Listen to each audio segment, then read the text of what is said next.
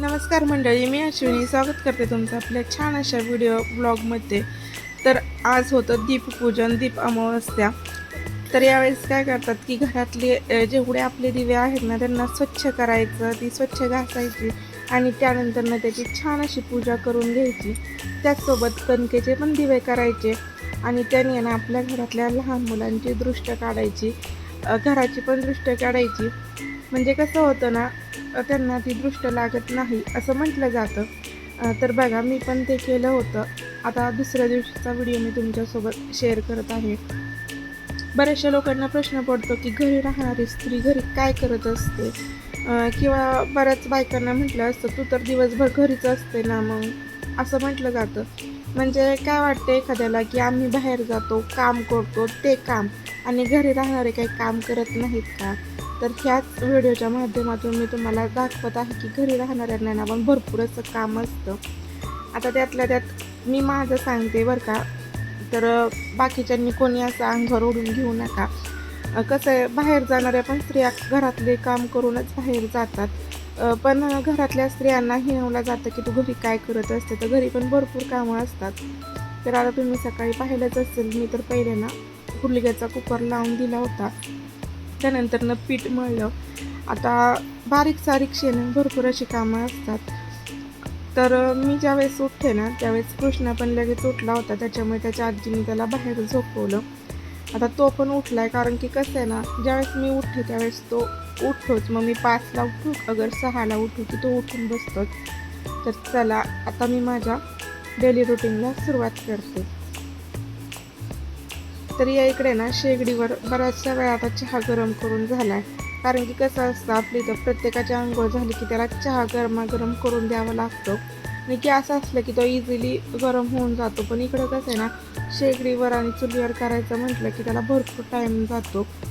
तर साईला शाळेत जायचं होतं, त्याच्यामुळे त्याच्यासाठी सुकी भाजी करून घेतली. आता भाज्या पण 2 कराव्या लागतात, जसे की पातळ आणि सुकी. आणि त्यामुळे चुलीवर जर चपात्या वगैरे करायच्या म्हणलं ना की जास्त वेळ लागतो. म्हणजेच चूल ज्यावेळेस चांगली पेटेल ना त्यावेळेस पटकन असा स्वयंपाक होतो, पण चूल पेटेपर्यंत भरपूर असा टाईम लागतो.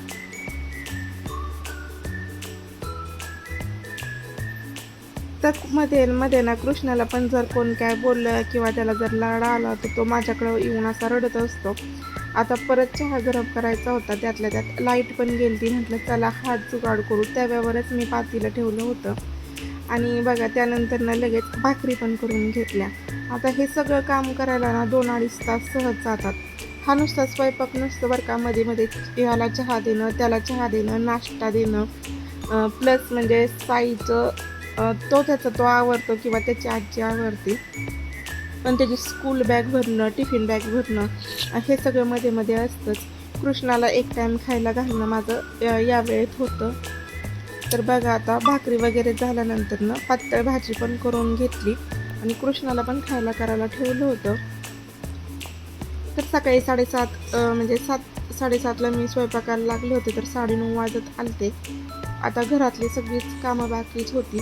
म्हटलं कृष्णाचा जे खाऊ आहे ना तो गार होतोय, तोपर्यंत कपड्यांच्या घड्या कराव्यात. म्हणजे कसं, काल ना भरपूर पाऊस झाला, त्याच्यामुळे मी कपडे आहेत ना बाहेरच ठेवले होते. आणि कृष्णाच्या पॅन्टी वगैरे आहेत ना अशा चिमट्यांना लावल्या होत्या, तर त्याच्या घड्या करून घेतल्या.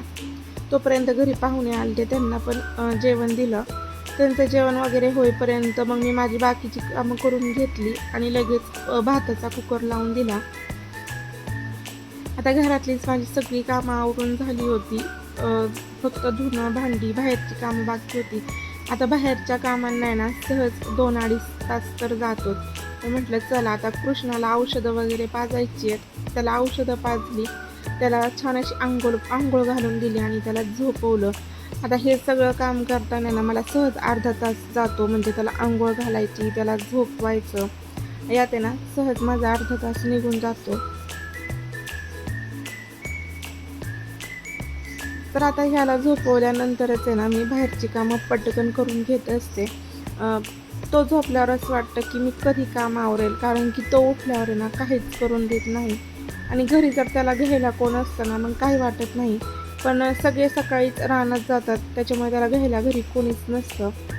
त्याच्यामुळे ना मग असं वाटतं की मी कधी पटकन असं काम आवरेल.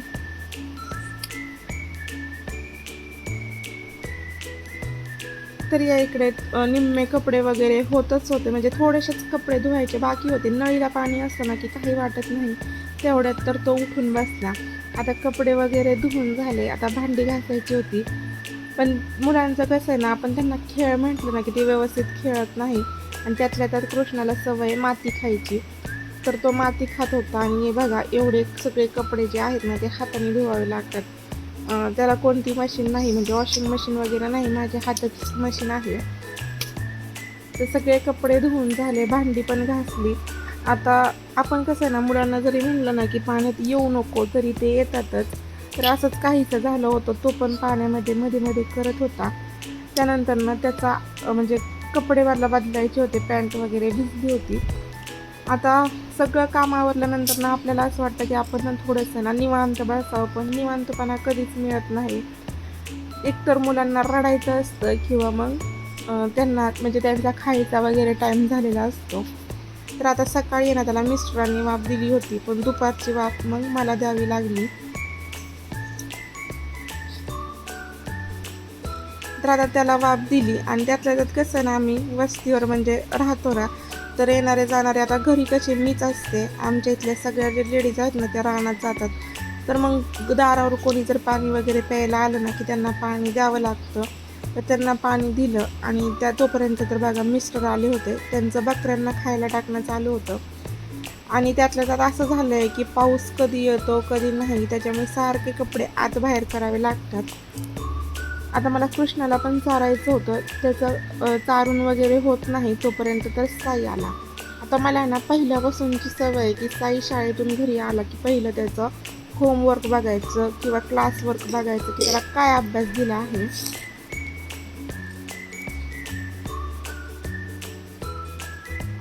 आणि मग त्याचा अभ्यास बघून झाला होता. आणि मग नंतर ना कसं आहे ना की त्याला सांगावं पण लागतं की साई अभ्यास कर कर असं म्हणावं लागतं, त्यावेळेस जाऊन कुठं तो अभ्यास करतो.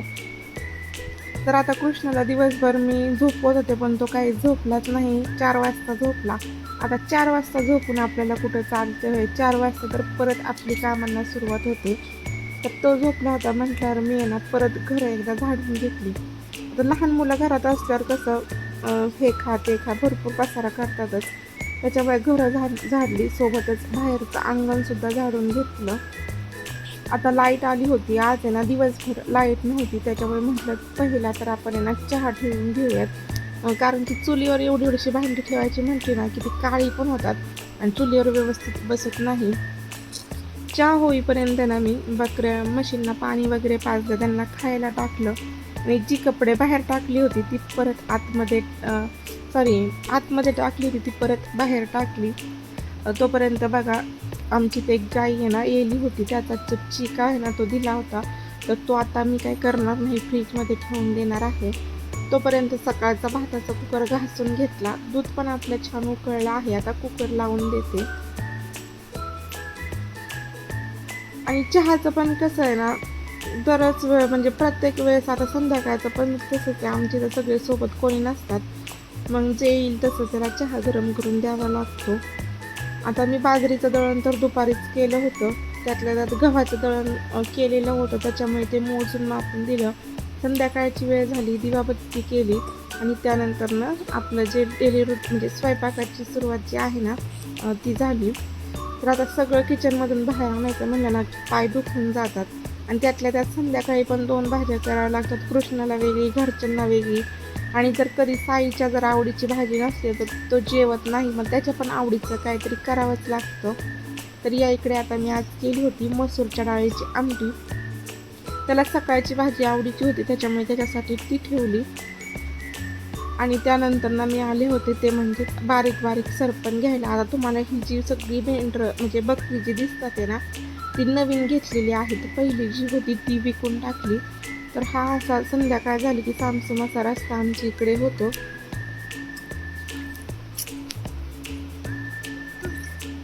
तर आता ही बारक्या बारक्या काड्या आहेत ना त्यांनीच चूल चांगली पेटते, त्याच्यामुळे त्या काढून घेते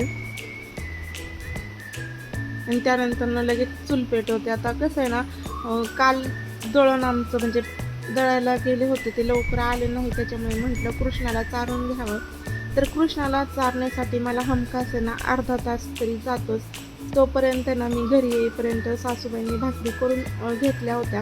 त्यानंतर ना आमची जेवणं वगैरे झाली. आता भांडी घासून घेते आणि रोज मी संध्याकाळची भांडी घासते. मला भांडी खरकटी ठेवायला आवडत नाही. तर असा आपला छोटासा व्हिडिओ होता. आवडला असल्यास नक्कीच लाईक, शेअर आणि सबस्क्राईब करा.